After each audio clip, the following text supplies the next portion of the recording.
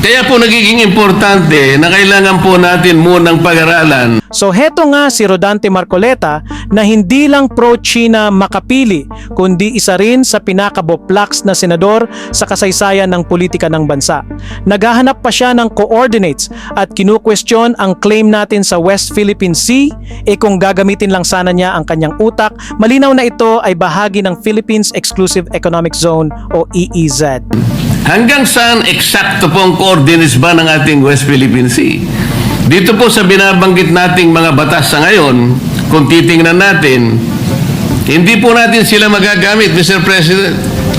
Kaya napakahirap po ngayon nating sagupain yung mga pananaw na parang may nag-aangkin ng atin pero hindi pa natin ma-define kung ano talaga yung atin. At kagaya nga ng mga superbobong DDS, hindi naiintindihan ni Marcoleta dahil kabilang siya sa lowest rank ng mga abogado ang pagkakaiba ng Exclusive Economic Zone o karagatan sa mga islands o land features. Ibig sabihin, kapag EEZ o dagat ang usapan, ang applicable law ay UNCLOS na nagsasaad kung hanggang saan ang ating economic zone, 200 nautical miles mula sa ating baselines. Pero kapag islands o land features ang pinag-uusapan, hindi UNCLOS ang pangunahing basehan kundi customary international law at iba pang rules on sovereignty.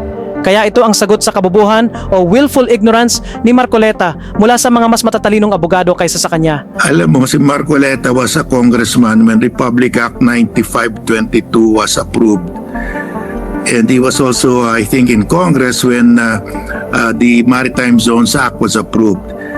Under these two laws, klarong-klaro, we have the archipelagic baselines under Republic Act 9522. Andun yung coordinates ng ating baselines.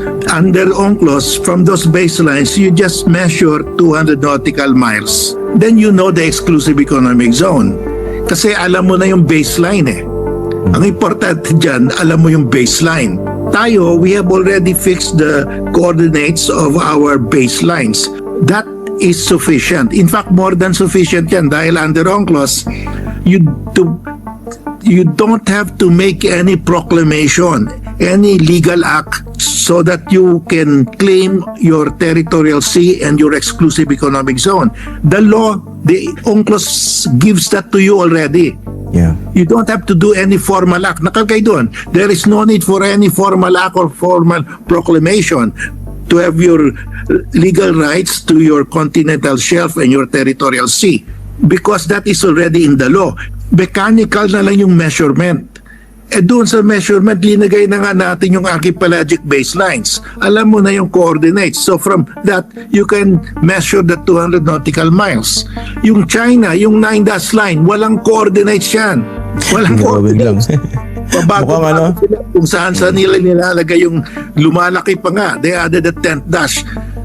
Sasabihin niya, dapat tayo may coordinates. Yung China wala. And first of all, we already have our archipelagic baselines with the coordinates. That's more than what the UNCLOS requires. In fact, like UNCLOS says automatic yan. Inherent. You have the inherent right to your continental shelf because you are a coastal state. Kasi ang basehan naman doon ay susukatin lamang ng 200 nautical miles mula sa baselines. Yung baselines po nasa RA 9522. So susukatin mo lang basta na pumasok sa loob ng 200 nautical miles yung issue o yung mangyayari, di pasok na yun sa ating. Ganun lang kasimple yun. Kasi ang hinahanap niya ay meets and bounds, coordinates, no? Pero hindi niya naiintindihan ang konsepto ng coordinates. Ang coordinates ay isang point. Now, in order to create a line, you need at least 2 points. In order to create a curved line, di ba puro kurbado yung mga yung mga zone natin. You need an infinite number of points. Oo, tama. So, actually yung hinihingi niya, hindi po talaga tama yun. Dahil una, pinipilit niya na kailangan daw yung meets and bounds para ma-establish yung ating claim. Mali po yun. No? Ang kailangan lang natin ay mapakita yung ating entitlement bilang coastal state. Napatunayan na naman natin yun. After all, we are coastal state and binindicate na tayo ng arbitral tribunal na we are entitled to the full 200 nautical miles. No? So, hindi issue yung wala ang meets and bounds. Yung sinasabi niya kailangan daw ng mapa ng meets and bounds para mag-claim ka ng lupa, hindi po yun applicable sa dagat. No? Yes. Dahil iba po ang batas sa dagat. Opo. Oo. Ang entitlement po natin sa dagat ay base sa international law, sa UNCLOS, at ang requirement lang sa UNCLOS ay dapat yung area is within 200 nautical miles of your baselines. Okay.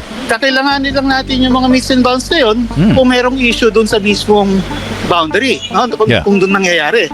Pero kung pasok na siya, kunwari nasa 50 nautical miles, no, o kaya 100 nautical miles, nandun ang karamihan nangyayari dito sa West Philippine Sea, kaya walang question yun na nasa loob na siya ng ating EEZ. Again, hindi nga iniintindi West Philippine Sea is the sea around these features. No, yung mga land features, mga isla, hindi po yan obviously sea, hindi yan parte ng West Philippine Sea. Yes. Ang karapatan ng Pilipinas dyan ay sovereignty, no? Bilang mga isla ng Pilipinas. Hiwalay na issue yon. Ibang batas yung applicable doon, hindi UNCLOS yun. Ang applicable doon ay customary international law na nagsasabi nga na as long as yung area ay under your full control and sovereignty, actual exercise of sovereignty, then it is yours. Yun nga po yung sinasabi ng ibang tumatawag sa akin. Kasi malinaw doon sa Constitution, Article 12, no? Especially dun sa at saka Article 13, ang Estado meron siyang duty na proteksyonan ng ating exclusive economic zone. No, binabanggit po ang exclusive economic zone sa Constitution. Kailangan i-preserve natin ang marine wealth sa ating katubigan, including yung exclusive economic zone. Kaya yung sinasabi po niya na wala tayong exclusive economic zone ay talagang para sa akin, parang willful ignorance na yon. No? Ando na yun, actually yung EEZ natin noong pang 1978 yan kinaguyod ng PD 1599. Correct. Oo. So wala pong tumututol noon, wala nagsasabi noon na wala tayong EEZ. Yeah. So lalo lang siyang pinalakas dahil sa Constitution. And then since the Constitution was enacted, ilang batas na yung nag-implement noon, including yung Fisheries Code at saka yung ating Mining Act na pare-parehong tumutukoy dun sa ating likas yaman dagat dyan sa EEZ. No? Tapos the latest na nga yung yung RA 12064, yung Maritime Zones Act.